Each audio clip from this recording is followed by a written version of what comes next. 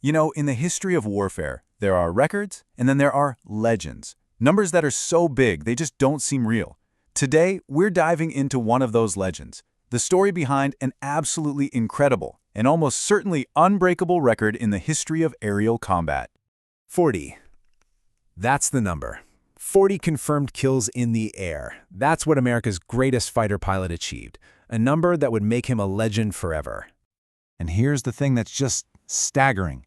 This record has been on the books for 80 years. Just think about that for a second. We've gone through the jet age, the missile age, and now the age of stealth, and no American pilot has even come close. So, that leads us to the real question here, doesn't it? How on earth did a farm boy from Wisconsin, a guy named Richard Bong, become the undisputed ace of aces? Now, you might think his journey to the top was a straight shot, but, well, it was anything but. In fact, his career was almost over before it really even got started.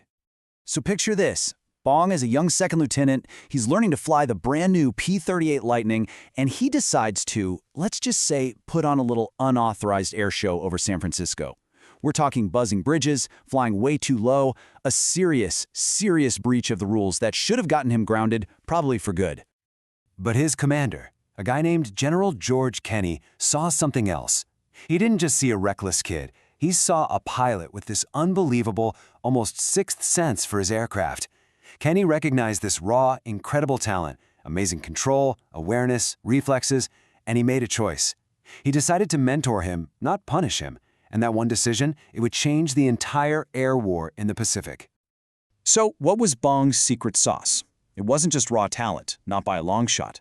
It was the perfect combination of the pilot, his plane, and a revolutionary way of fighting. All right, so this really lays out the tactical problem of the day. On one side, you have the American P-38 Lightning. This thing was a beast, it was fast, could fly super high, and had all its guns packed right in the nose. That meant it fired a concentrated stream of lead, like a buzzsaw. But its weakness, it couldn't turn on a dime. On the other side, you have the Japanese Zero, unbelievably nimble, the absolute king of the low-speed turning dogfight.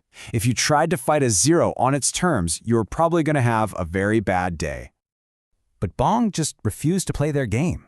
He developed his own simple, deadly set of rules. Rule 1, always be higher than the other guy.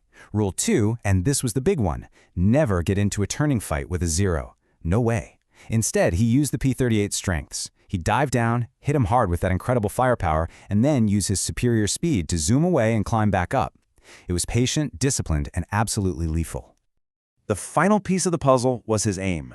Bong was a natural at something called deflection shooting. Now, this is a really tough skill. It's about leading a target, right? You're not shooting it where the plane is. You're shooting it where it's going to be in a split second. Most pilots would just spray and pray, but Bong was famous for these short, precise bursts that were just devastatingly accurate. It was an instinct, maybe from his days hunting back home, and you just couldn't teach it. So, once he had that formula figured out, his rise was just meteoric.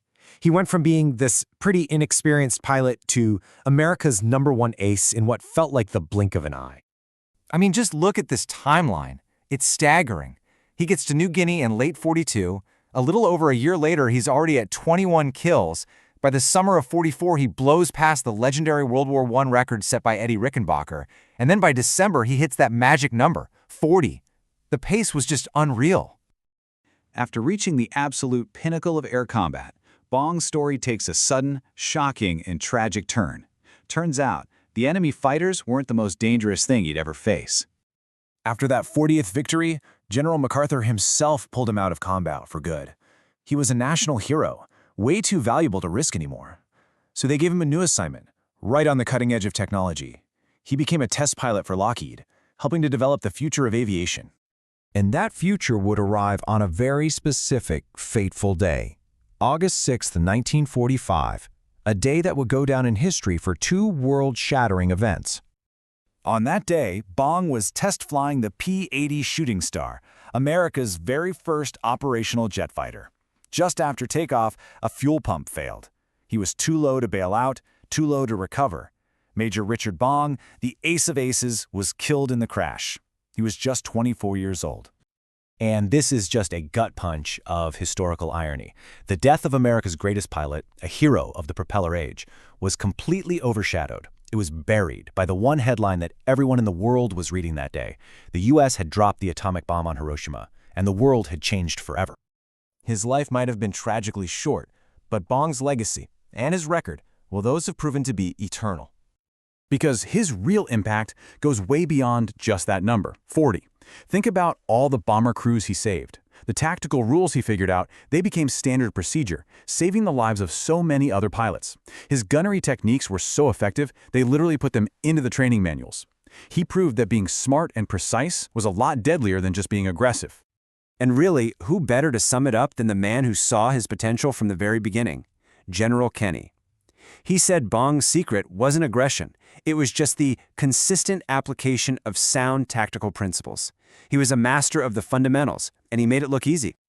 Which leaves us with one final thought to chew on.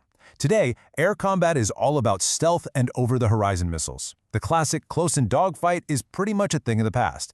And it makes you wonder, in this new age of warfare, will we ever see a fighter ace like Richard Bong again? Or was he truly